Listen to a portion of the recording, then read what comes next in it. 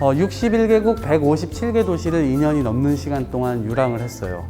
이 나라가 혹시 어딘 줄 아시는 분 계실까요? 아이슬란드예요. 상당히 저렴한 그 도시에 가장 저렴한 예를 들면 10,000원에서 15,000원 정도 하는 게스트하우스들이 있습니다.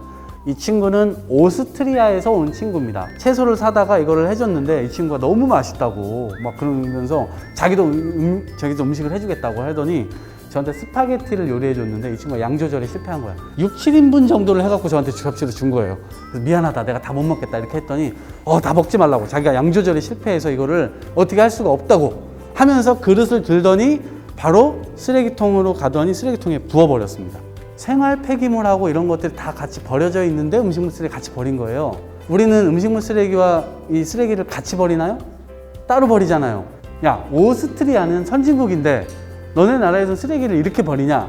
그랬더니 이렇게 버린대요. 스페인 애들한테 물어봤어요. 야, 니들은 어떻게 버리냐? 이렇게 버린대요. 아이슬란드? 이렇게 버린대요. 아이슬란드 아파트 단지를 제가 가봅니다. 쓰레기장에. 분리 배출 이 체계 자체가 안 되어 있는 거예요. 나중에 제가 알고 보니까 아이슬란드는 쓰레기를 유럽 본토로 넘깁니다. 컨테이너로. 유럽 본토로 이동한 컨테이너가 유럽의 동쪽으로 이동합니다. 동유럽은 발전이 조금 덜 되어 있어요. 그런 나라로 가서 사실상 제대로 처리가 안 된 채로 버려지게 되는 거예요. 이게 선진국의 배신입니다. 이 여러분들 보시고 계신 사진은 호주예요.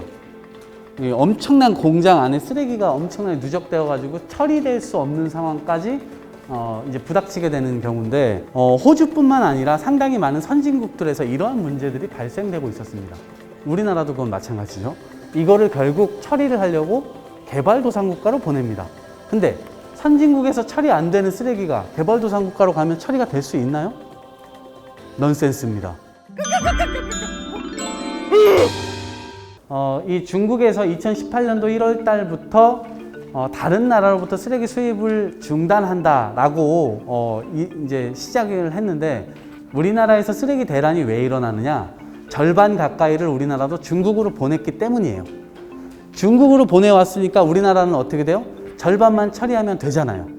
그런데 갑자기 중국으로 절반이 못 가게 되면 우리나라에 어떤 일이 발생됐죠?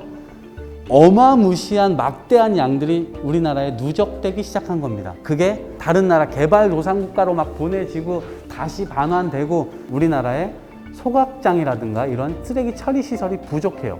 다른 선진국들도 마찬가지예요. 그러니까 부족하면 어떤 일이 발생하죠? 쓰레기 처리하는 비용이 계속해서 상승합니다.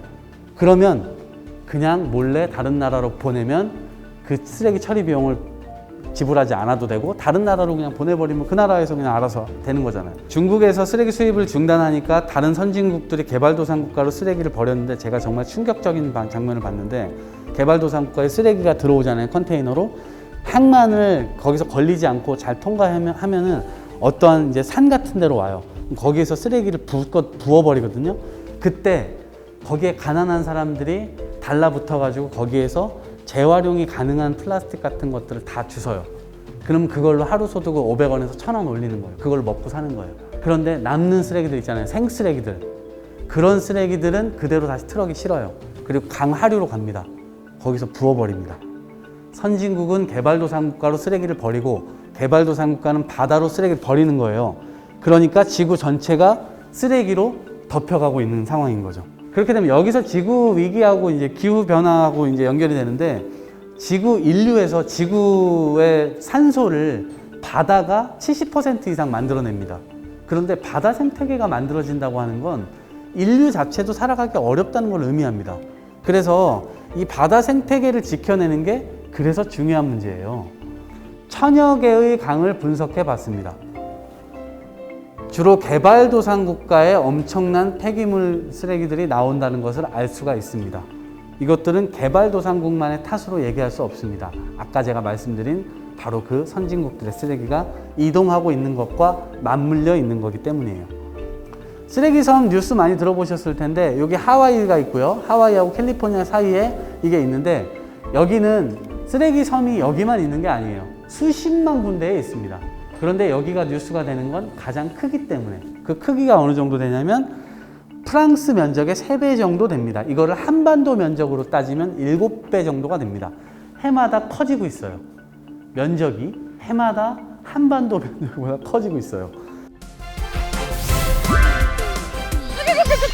우리나라는 도대체 어떨까?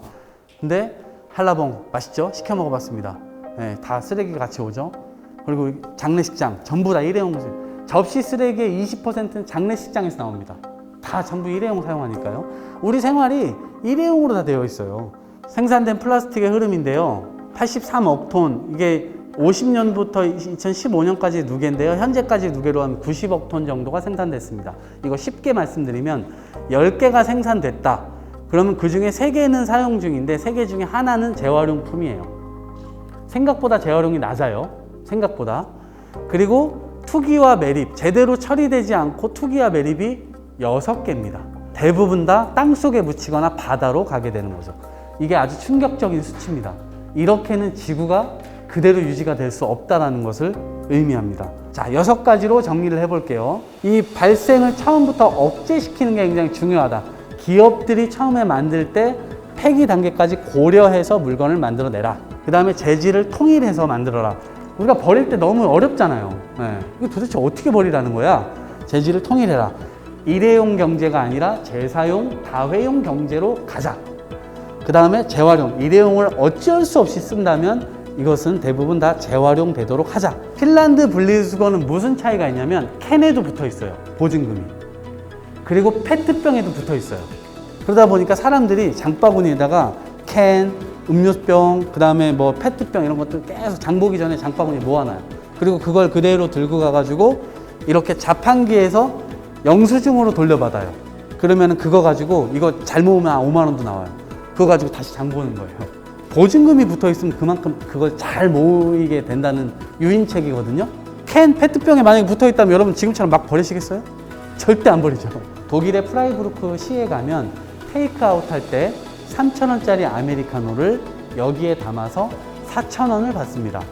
그리고 컵을 반납하게 되면 1,000원을 거슬러 줘요. 그러면 컵 쓰레기가 나와요, 안 나와요? 그래서 이렇게 대한민국 컵을 만들어서 테이크아웃 할 때 이렇게 하고 다시 반납하면 돈을 거슬러 주는 체계로 간다면 쓰레기 컵이 나오지가 않을 수가 있겠죠. 공유시키, 장례식장에서 이렇게 해보면 어때요?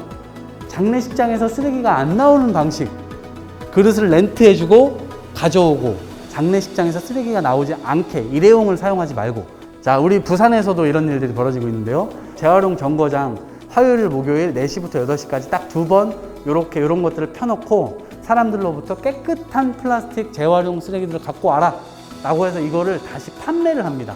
은평구 같은 데서는 1년에 연간 수익을 9천만 원씩 올려요. 그래서 이렇게 해가지고 쓰레기 소각장이라든가 매립장으로 가는 양을 줄이기 위해서 이러한 프로젝트들도 이용되고 있죠. 대표님처럼 이렇게 지구를 살리는데 일조하신 분들에게 저희가 깃발을 드리고 있거든요. 이거 받아 주시겠습니까? 네, 고맙습니다. 감사합니다, 대표님. 네. 한번 흔들어 주세요. 아, 내 지구를 살려라. 꾼따 히어로즈 협회. 고맙습니다. 네.